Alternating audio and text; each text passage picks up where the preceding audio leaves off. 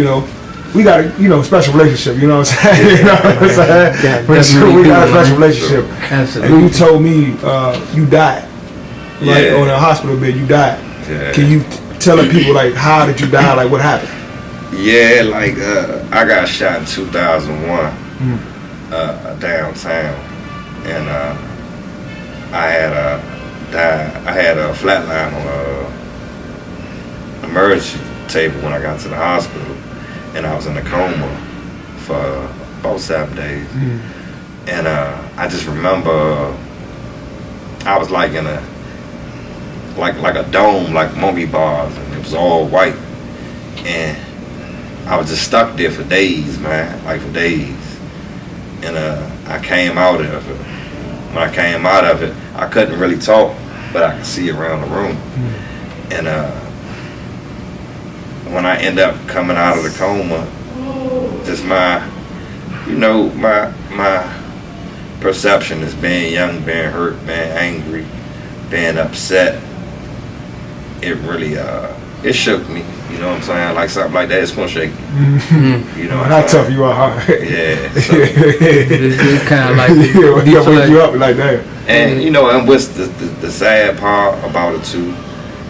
Now that I look back at that experience, it's like I didn't grow up in a household that was religious, so I never really gravitated to a religion. Higher power, yeah. Right? So, and that's the sad thing, you know, and that causes a lot of damage within our community because we don't believe in nothing. We don't have faith in nothing. The majority. I'm not saying, I'm not speaking for our community as a whole, but the average youngins growing up in these streets don't really have no expectations.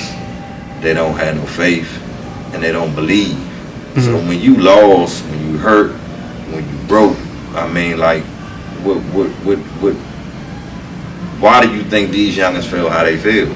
Right. Like, you know what I'm saying? Like, why they hurting? Why you think they getting high? Because they hurting. Yeah. Like, you know what I'm saying? Like, they ain't just doing it. They ain't just to be darkness, doing it. like, they're not killing just to be killing. Yeah. You know what I'm saying? So, you know, it's a person we quick to say, why is they doing this? Or why is these people doing this? But not understanding the individual.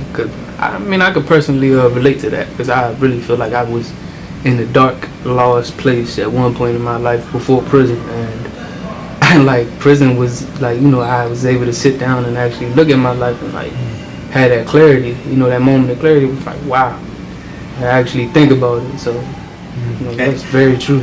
And even I like what Tutat said about, you know, my brother passing and how you know, how that you know affected me.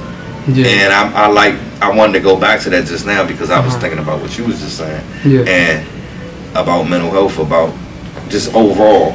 Back then, I was too scared to tell a person period like I'm hurt. You know what I'm saying? Like, man. I'm it's hurt. Showing weakness. Yeah, like that hurt. You know, your brother, you know, he like a father figure to me, so that hurt. Like, and not to be able to say that, and not to be able to really like live that way.